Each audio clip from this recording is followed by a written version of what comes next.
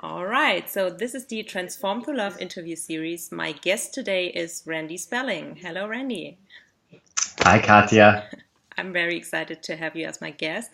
So, today we are going to talk about your personal transformation story. And I find it very inspiring because, you know,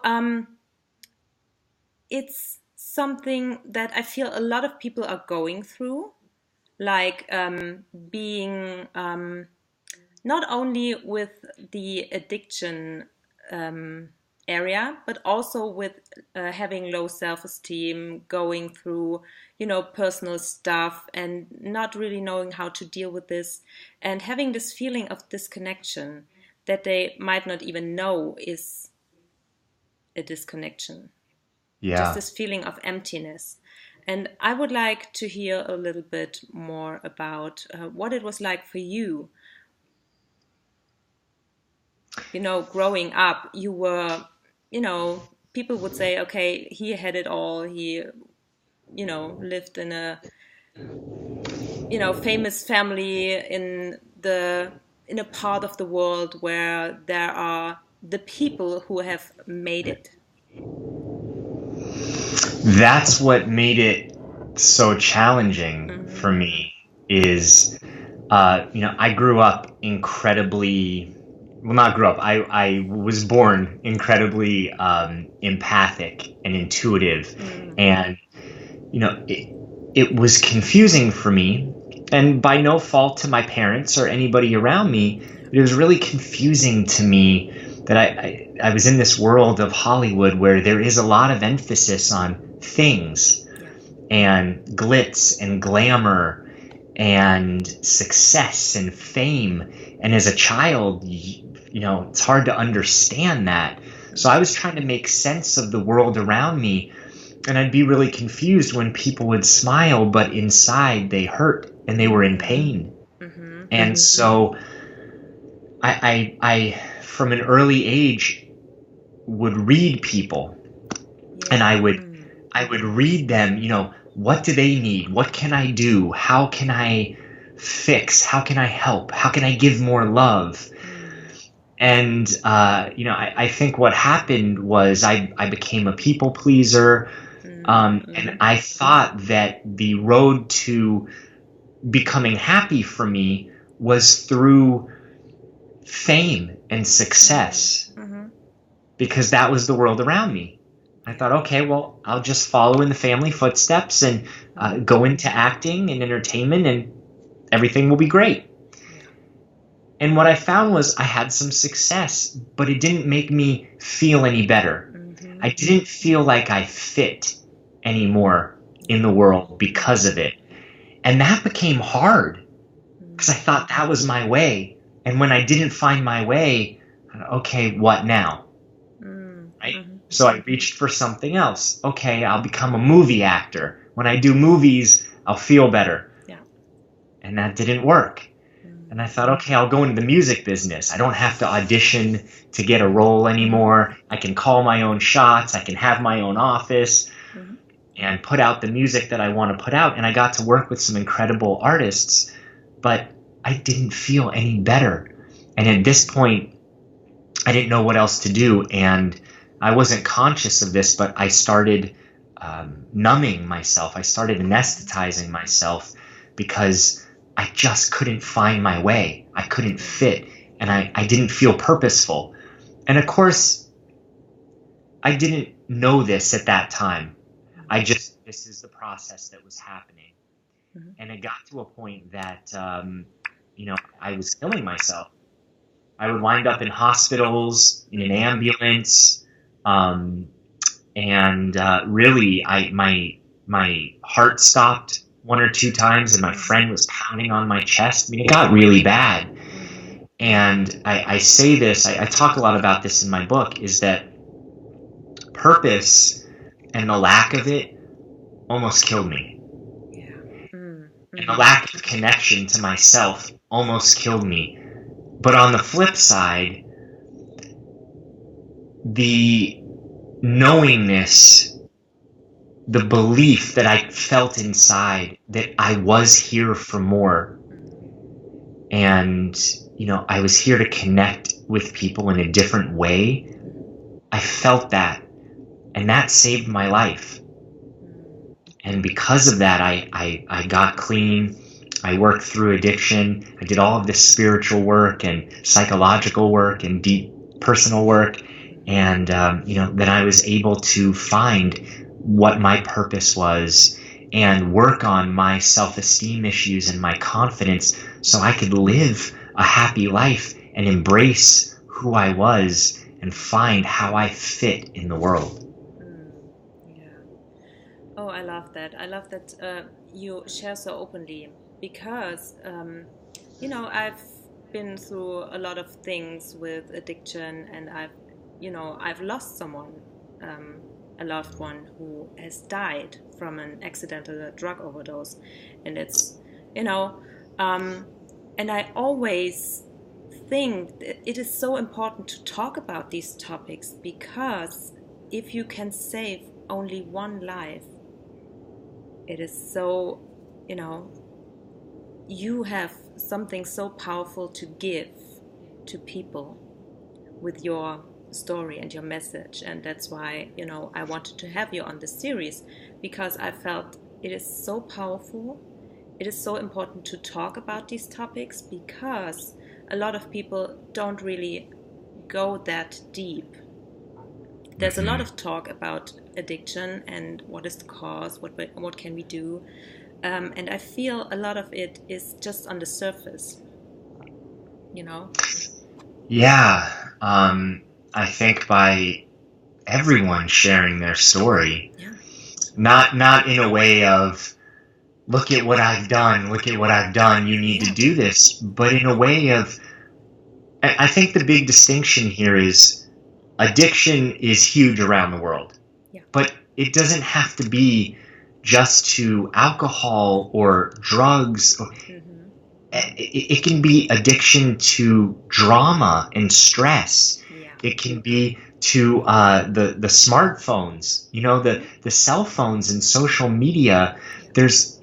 I feel now more than ever, people are in a lot of pain. And by sharing the story and saying, hey, here's what helped me, not just, okay, yes, we're all, suffering or in pain. It's, this is what's helped. This is what changed in my life. Try some of this. If it doesn't work, okay, move on. But if it does, then great, we can help each other. Yeah, I love that. And do you feel, because I've just started to read your book and you talk a lot about these things that you just shared, it's not just drug addiction, alcohol, it's in a lot of areas of our lives. And do you feel there's always the root cause of, being disconnected from yourself? And how would you say, can we get back to this connection? How can we find this connection again? It's a complex topic, but I'll try and keep it as simple as I can in a short period of time. I do believe, and by the way, my book, I wrote it more out of research. It wasn't just theories that I had between my life, but then I would have people that I would work with through the years, all of these clients from all different walks of life. And why I chose to name my book Unlimiting You is because there are these limitations that we have, and I saw time and time again these patterns in people, these core needs, core desires that we have, and what holds us back from getting all the things that we want in life.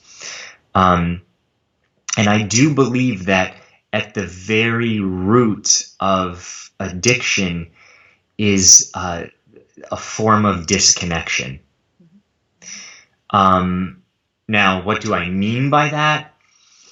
That can show up in just feeling unhappy in life.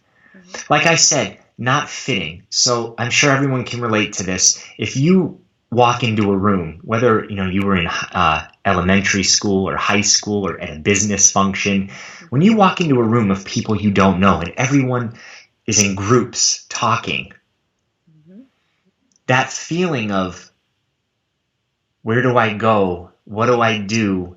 How do I fit in? Yeah. That's a bad feeling. It's an uncomfortable feeling.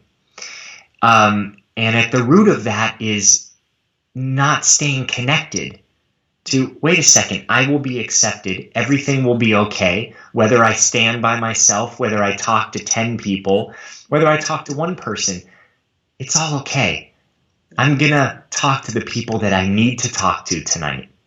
There's a form of trust there that breeds connection. It's sort of like the flow of the universe. When you're disconnected from that, it's like treading water in the deep end of a pool. How do I swim? Where do I go? What side do I get to? And it can cause all sorts of problems. And you reach for things. Yeah. Mm-hmm. I'll latch onto this relationship because this relationship is going to help me get more connected. I'll do this job that I don't like, but that's going to help me because that's what I need right now. I'll reach for the cigarette or the alcohol or the having too much sex or eating a certain type of food that's not good for you because I need to find how to stabilize myself. Mm-hmm. All forms of being disconnected. Yeah. In terms of how to get back to a place of connection, there are three types of connection. One is connection to self. So anything that you can do to take care of yourself, any form of self-care, asking yourself, what do I need right now? What do I need today to take care of myself so I can feel okay? It can be that simple. Of course, there's meditation, yoga, breathing, making healthier choices. All of that is a form of connection. The second form of connection is connecting with people. And we're not meant to do this alone. Yeah. Absolutely. And when we are disconnected, it's isolating. We feel alone. And that is any time that you feel that you're the only one that's doing this, or nobody understands, or how are you going to get through this? That's when you have to reach out and get the support that you need.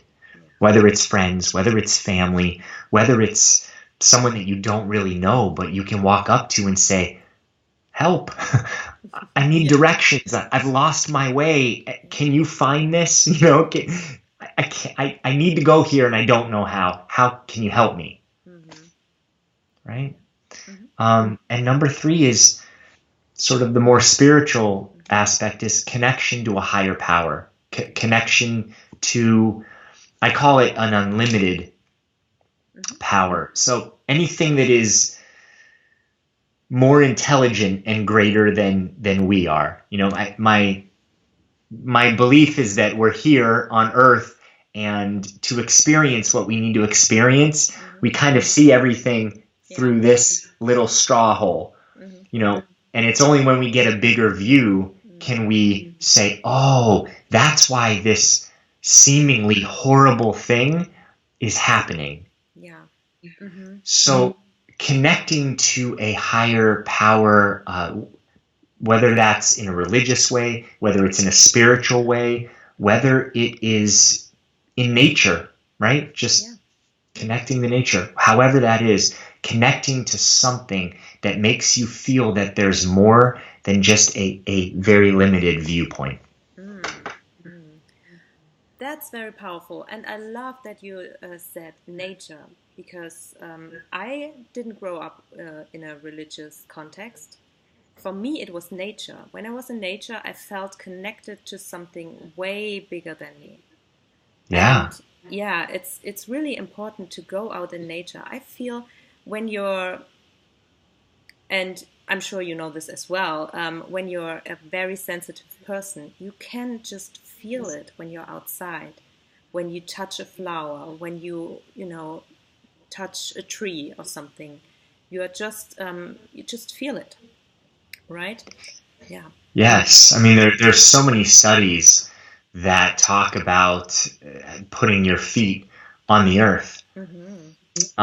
Yeah. and how that changes the magnetic pulls of the body. It helps to recharge the body, and that's scientific. That's not, Mm-hmm. new agey super out there. That there's something real about that, and science is now catching up to the Yeah. what seem to be metaphysical or spiritual. Is there's actually proof for these things, which I love, Yeah, because then me it too. helps our mind go, oh yeah, oh okay, that makes sense, Mm-hmm. Mm-hmm. right? Yeah, absolutely. It makes it a little bit more tangible, even Yes. though you feel it.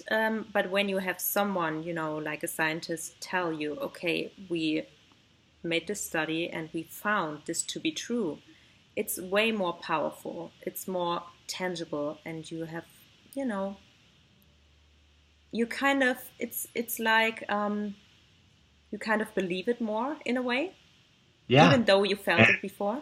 Yeah. Yeah, and why not? Whatever helps Yeah. to make a difference. In terms of nature, I just wanted to say that there is so much beauty Mm. in nature, but also such an intelligence, Yeah.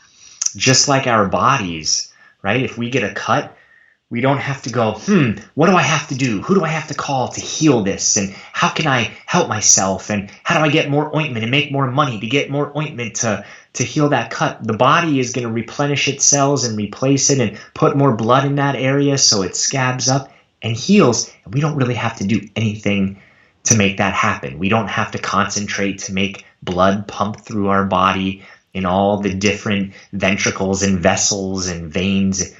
That's all happening.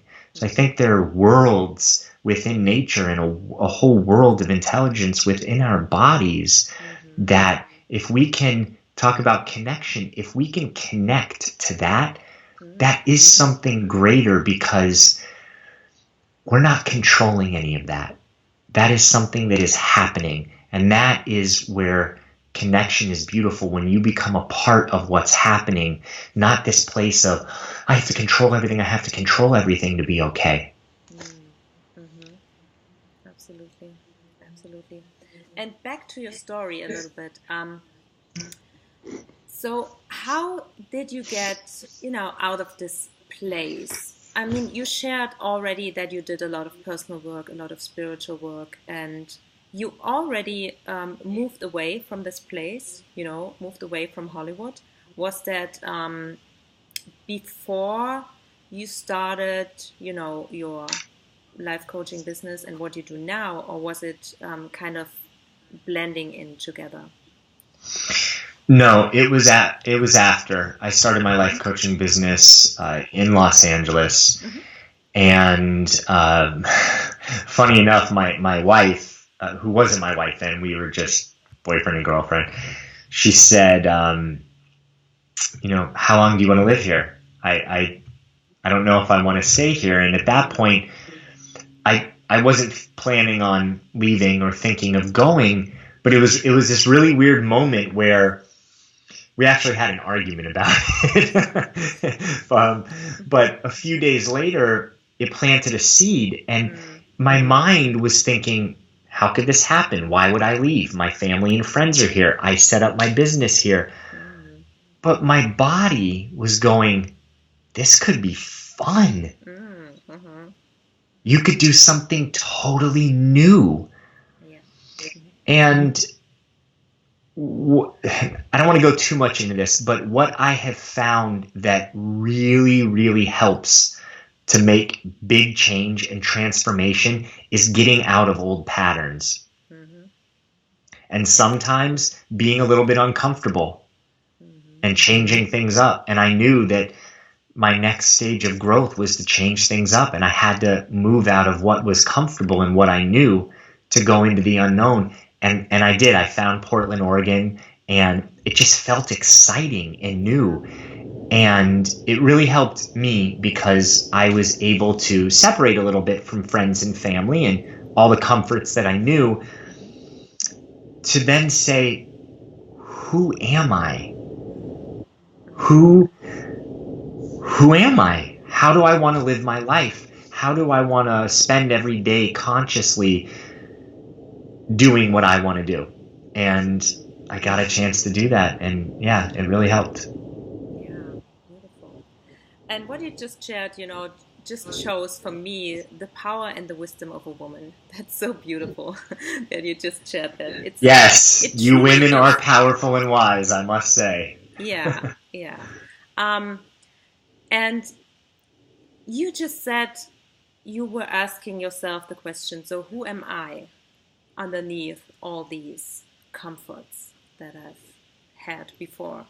Um, did you feel that there were a lot of expectations from, not only from family, but also from people, other people from outside, maybe friends, maybe relatives, other people that expected you to go in a certain direction with your life?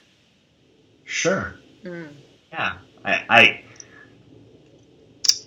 I think it's a little bit of the culture in Los Angeles or in the entertainment business is it just, I remember when I was leaving and everyone that I had talked to, I'd say, okay, well, nice to, even in stores that I would normally go to buy dog food. And I'd go in and I'd get the food and I'd say, hey, by the way, we're moving. So it's really good. Thanks for, helping me for the last couple of years. And they'd say, oh, why are you going? And I'd say, well, just wanted to. I remember a few people said to me, you're going to leave LA? You're going to leave Los Angeles? Mm-hmm.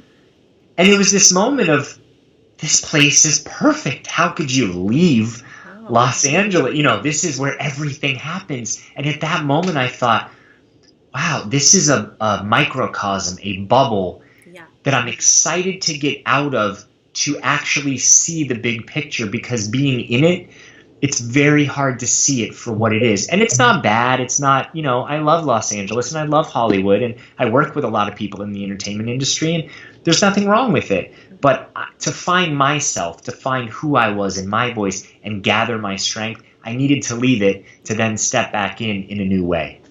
Yeah, yeah. I can relate to that, even though I didn't grow up in Hollywood, but I left my hometown when I finished school. So I also felt, okay, I need to get out of this space that I know and that feels kind of outgrown in a way. Mm-hmm. And I need to get out into the world and experience something else and just experience myself in a different environment. Absolutely. Mm-hmm. Yeah. And was it powerful for you? It was, absolutely. And I'm still, still in that place where I moved to. I had some, I moved around a little bit during the whole country. But I'm now at the place where I originally went when I left my family back in, how many years was it ago? 15 years ago or so. And it is powerful because you can see now these patterns that you talked about, these kind of a comfort zone that you have around yourself. And you get a new, I would say, a new view for life. So how can life be? Because where I lived, that was a small little town, everyone seemed to live a similar life, like doing the same thing every day in a way. Mm-hmm. And I felt this is not how I want to live my life. And I'm sure you can relate to that in a way. Sure. Yeah, as you were telling your story, I was thinking about the search to fit Yeah. and finding, where do I fit? Where do I fit? Oh, I don't quite fit here. And, oh, this feels better. I feel a little bit better here. And here's the truth for everybody listening, watching. There's a misnomer, a false idea that just by going somewhere else, all your issues are going to change. Mm-hmm. That's the game. Is that, oh, if I just move, then I'll feel better about myself, or I'll stop doing this, or and the truth is you take your issues everywhere you go. It's just it might be a better environment for you to work on your issues. Yeah. But you're constantly working on the core themes that you need to work on, no matter where you are. Yeah, that's absolutely true. That's absolutely true. I experienced that over and over again. I didn't want to see it for a while, but then it just clicked, and it's like a backpack that you have, that you're carrying around with yourself, and it's just not going away. Exactly.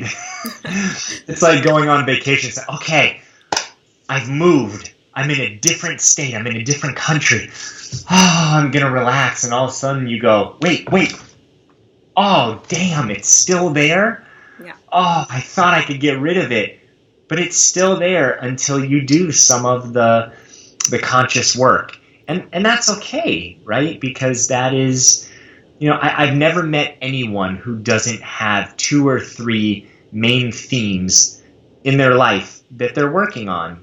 And I think once I understood this, once my clients understand this, there's not such a fight of pushing it away, of why is this not going away? How can I get rid of this?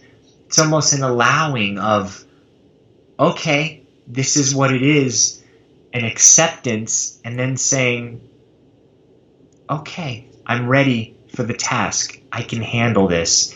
And I know it's not going to be quick, but I can do this. Yeah, absolutely. So I wanted to talk about some other things too, because I'm following you on Instagram, and I see your posts, and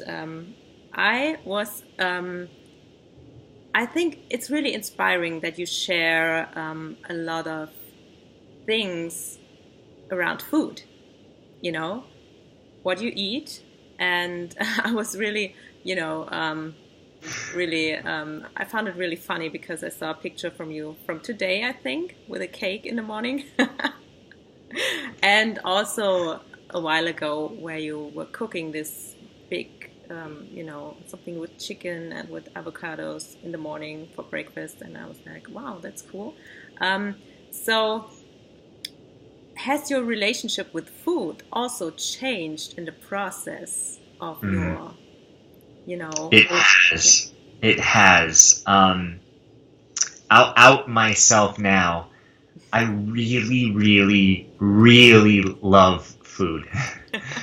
I'm a sensual person, and I like to use my senses. So smells, tastes, nature, beauty, art. I love it. I just love it. So food is one of my main passions. I've always loved food. Even growing up, I always loved food, and that was big. My sister and I share that. She loves food too. And I've always had migraine headaches and seasonal allergies. It's something that it ran in my family. My mom got headaches. My dad, my sister gets them. And when I moved to Portland, what? I can relate. Okay.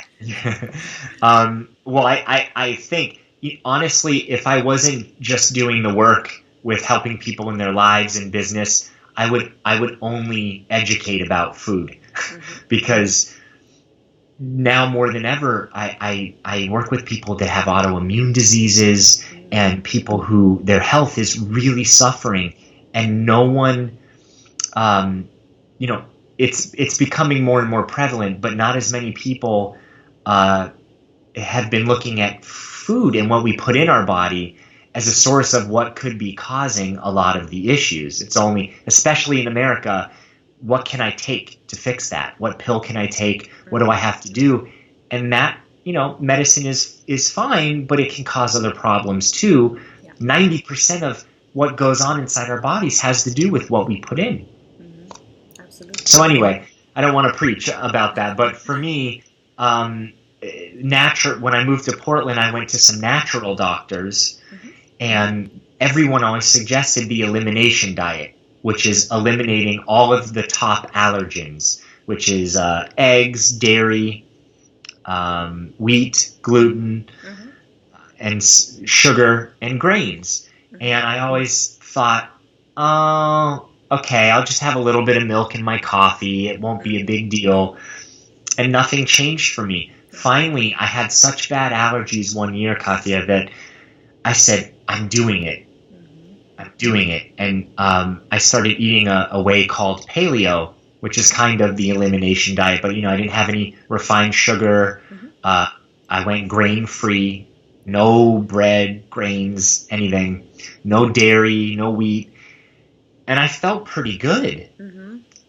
And then 2 months later, my mother-in-law was in town and they wanted ice cream. And I said, oh, I can have a scoop of ice cream. It's been 2 months. And I had a scoop of ice cream and I was in bed for 2 days with a headache. And I realized, oh, okay, there's something real here. So I started paying attention to everything that I ate. And because I had allergies, I sort of had this internal compass that if something didn't agree with my body, I would get stuffy or I would get a headache right away, within an hour or so. And I would know, okay, something that I just ate last meal doesn't work for my body. So I got scientific with it and I found all of the different things that I did or did not do well with. And from having that information, it was kind of life-changing. I was not overweight, but my face was always puffy. I always held water in my face. And I don't mean it from a vanity perspective. It just, that's what it was. I got less headaches, much less. My allergies were better. And I lost about 25, 30 pounds of just excess weight that I was holding that I probably didn't need. And I've been eating that way for about 5 years now. And, a lot of times I'll be walking on the street and people ask me what I do. Do I work out, whatever? And sometimes I do, sometimes I don't. But it's really just from eating and just from the way that I live my life that, I stay pretty healthy. Yeah. That's very inspiring, and I can relate to that. I've been on a little journey with that as well, with my, what I eat. And I recently just started to eliminate all gluten, all dairy, even coffee. I love coffee. But I've replaced it now with green tea. And I never felt better in my life. It's so amazing. Really. Yay. Yeah. And I really love that you share so much about food. And I saw that you have this, I don't know if it's a new website that you're doing or a new project, this Reawaken Online. It is a new project and website. Same. Okay. It is called Reawaken. And it's a place where I haven't launched it yet, but it's coming. And it's going to be all about food, recipes, inspiration, motivation, stuff to help, get you inspired and live a better life. And also, parenting tips and things that just can help all around. I'm starting with 4 main areas of things that can really make a difference in people's lives, and they can go to this site and it will all be there. I'm going to have my podcast and some great interviews and video fun shows on there that can be entertaining for people. Yeah. Oh, that sounds really great. And I love that you just mentioned parenting, because I wanted to ask you something about parenting. Okay. Because I see you're a dad and you seem like a very, very hands-on and very involved, which I love. Um, but I was also wondering, with everything you went through,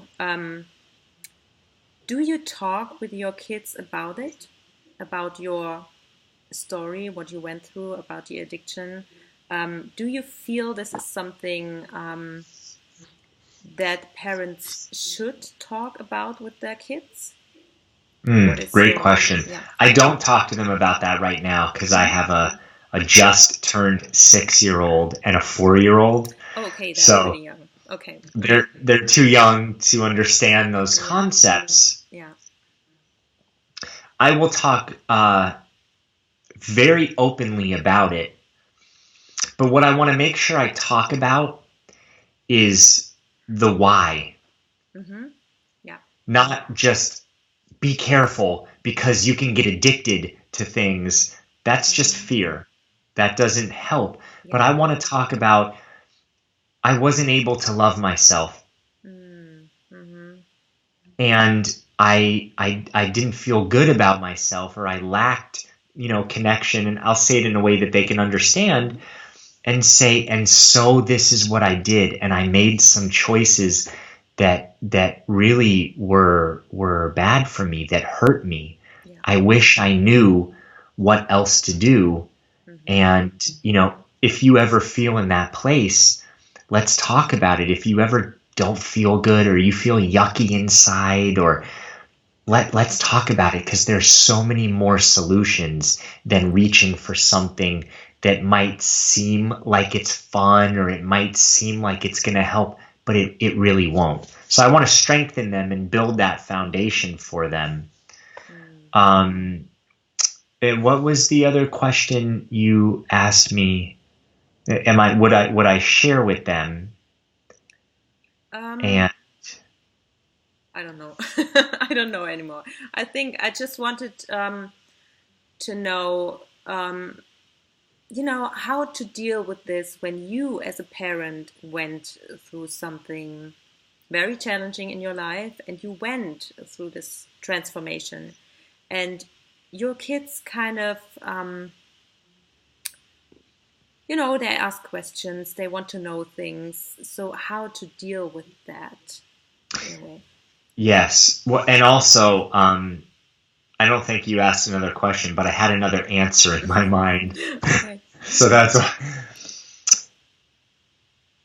I have now, I'm a student of life, so I love watching and paying attention and speaking to other parents and watching children, Yeah. and it's fascinating. It is they are the biggest teachers I've Mm-hmm. ever had.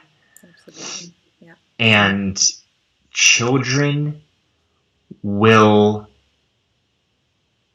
imitate exactly what they see Yeah.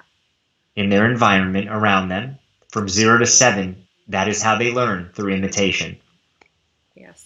The other thing that I think is the most important point I'd love to get across is you don't have to say it for them to pick up on it. Yeah. Absolutely. They're picking up on everything that is said and everything that isn't said. So by hiding something or not wanting to tell your children, Mm-hmm. it doesn't matter. This is why you see uh, familial patterns being repeated generation to generation. Someone doesn't talk in the family, and then all of a sudden, you have your own family, and then someone doesn't talk in that family, and you say, oh, wow, this happened with mom or dad, and then this happened with grandma. And that gets passed down from generation to generation because it's not spoken about and it's not acknowledged. If you can acknowledge it and talk about it, it's not in the dark anymore. It's in a light room, and someone could say, "Do I want to choose to do that, or do I want to choose to do it differently?" Yeah. Yeah. That's exactly what I wanted to know, in a way, because I see this with my own family. I mean, I have 4 children, and Ah, yeah, yeah. They are pretty young still. So from, the youngest is almost 6 months, and the oldest will turn 9 next month. And Oh, Katio, yeah, you have your hands full. I have, and I have a 2-year-old and a 4-year-old. So there's Oh my lots God. going on in my house. Yes. Yes. So, Yes. Yeah. just a quick question out of curiosity. I know you asked me that question. So, what did you most want to know? What were you thinking about in terms of why that is so important in your life with them? I see, even though I've done a lot of work on myself and, a lot of personal development and spiritual work, I do see patterns coming up from my own family and from my own childhood. And so I feel this is a very, maybe it's even a lifelong process to uncondition ourselves. So, I just love to share with other parents who are on this path, on this, their own path of, personal development, etc., how they deal with these things.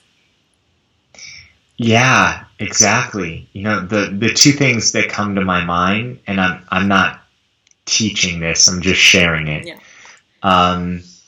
Because I certainly am not perfect in this arena, Yeah. is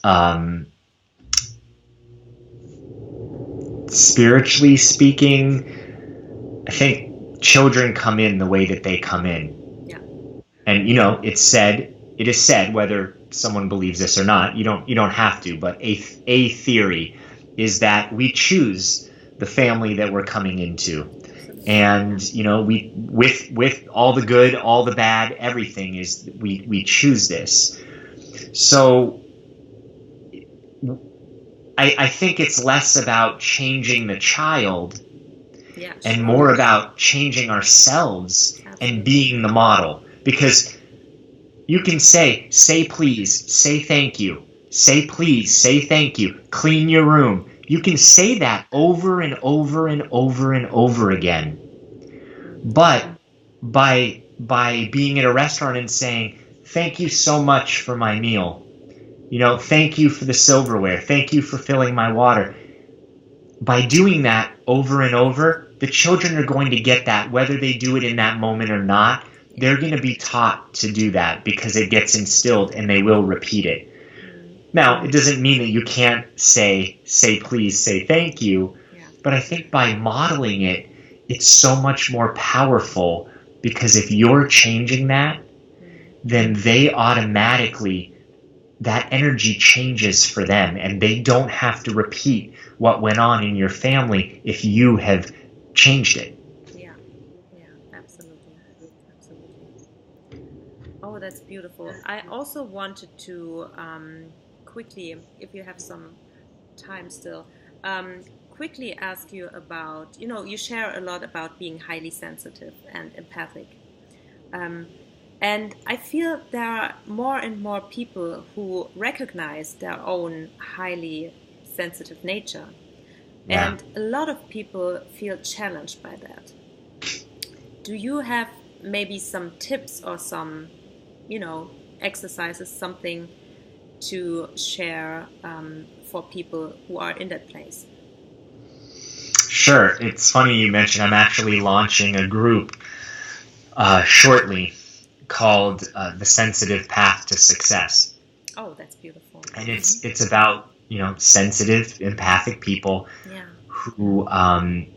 who want to have a level of success. This doesn't mean it has to be financial or it has to be in your job. It could be, I want to be successful at setting boundaries with people so I don't feel that people are walking all over me. Yeah. Or, I'm not saying yes to everything or people pleasing. So each person is going to define what success is for them. But I think with the sensitive person, and I'm so thankful that there's books about this now and people are talking about this. And I mean, it's just amazing how far we've come. You look at 50 years ago, it would be crazy to talk about a lot of this stuff, right? So I love it, and I'm so thankful for that.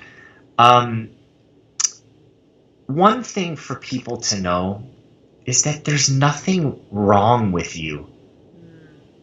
I think people who are really sensitive, they compare themselves to other people and they say, they're able to do this. Why is this so hard for me? Absolutely, yeah. And then it just makes them feel bad about themselves. Well, it's easy for them to go out and make money, or it's easy for them, they can multitask and do all these things. Why does it feel so hard for me to have 3 things on my plate and then I get overwhelmed? And so first and foremost, starting from a place of, this is how I was born. This is who I came in to be. Now I'm going to learn how to harness my gifts and really appreciate it, as opposed to comparing myself to other people and saying, why am I not like that? Because it's really kind of a superpower. It is, yeah. You know, and you have the ability, what I work with people on is to build the language to decipher what's happening. So maybe going in a room and all of a sudden they feel anxious, that might be picking up on somebody else's energy and stuff, but how we interpret that is, it has to be me. It's me. Oh my gosh, I have social anxiety. I can't be around. Yeah. Right? Or you go in a room and all of a sudden, after an hour of spending time with certain family members or with friends, you're exhausted and want to be alone. Then you say, well, everyone else is having fun. Why can't I just let loose and have fun? Why do I feel tired? Or why do I want to end the night early? There's nothing wrong. You have to learn how to manage your energy and these sensitivities, sensitive gifts, in order to function in the world in the way that you are meant to. Even food, Katya, it's really fitting that we talked about that. Most of the time, people who are sensitive, they're going to be sensitive to certain foods or certain chemicals or certain things in their environment. And that's why it takes looking at, what are you surrounding yourself with? You know, what are you doing in your life and how are you doing it? Let's look at that and shed some light on it to see how you can best function in the world in a way where you're going to feel successful and feel fulfilled and happy doing it. Yeah. I was just going to say this, as you mentioned, the food, because a lot of people who are highly sensitive learn how to dull their feelings, their emotions, and what they sense with food. Yes. Or even other substances, where we come back to the addiction, which is what I experienced myself and what I've seen other people do. And I feel this is also a topic that it's great that it's becoming more popular and people talk more about it, because it's so common in a way. It is. This is. May I share for another minute? Yeah, sure. Okay. This is part of the being an empath, being sensitive, is sometimes if you don't know how to manage it, how to handle it, it's likened to having a cavity, but a really bad one, where if you drink cold water, if you I've never had a cavity this bad, but what I hear is it's like an exposed nerve. And everything hurts it, even air. So being an empath and being sensitive and feeling overwhelmed and stressed a lot, it's like walking around being a raw nerve. And so sometimes eating a bunch of food, it just grounds enough to feel okay for a little bit. Or, you know, drinking too much or sort of getting out of the body, it helps with that pain of everything stinging and coming at you. So it's like, oh, maybe now I can handle it. But the truth is, it might work the first few times or couple times, or you might feel good from it, but then that goes away, and then it just gets worse because you're not dealing with what's causing that and how to actually help yourself. You're just numbing yourself, and then it comes back and it comes back and it comes back, and it doesn't help. So really important for sensitive people and empathic people to understand this.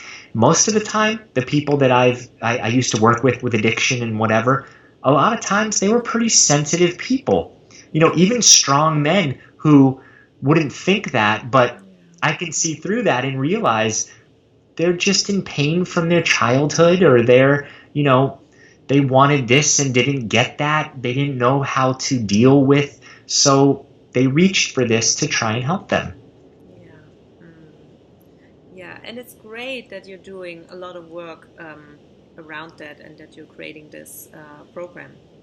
That you just I'm really excited about this program because I think it's going to help a lot of people, and I know the work I've already done with people has been really helpful. So it's fun to do it in a group setting, because it's so helpful for other people to, one, not do it alone, to two, meet other people who are similar, and then when people start writing and saying, oh, I can do this, or people, on our calls, they say, oh my gosh, this happened to me, instead of comparing to the people that they're not, they can compare to the people who have this too, and they can all grow together.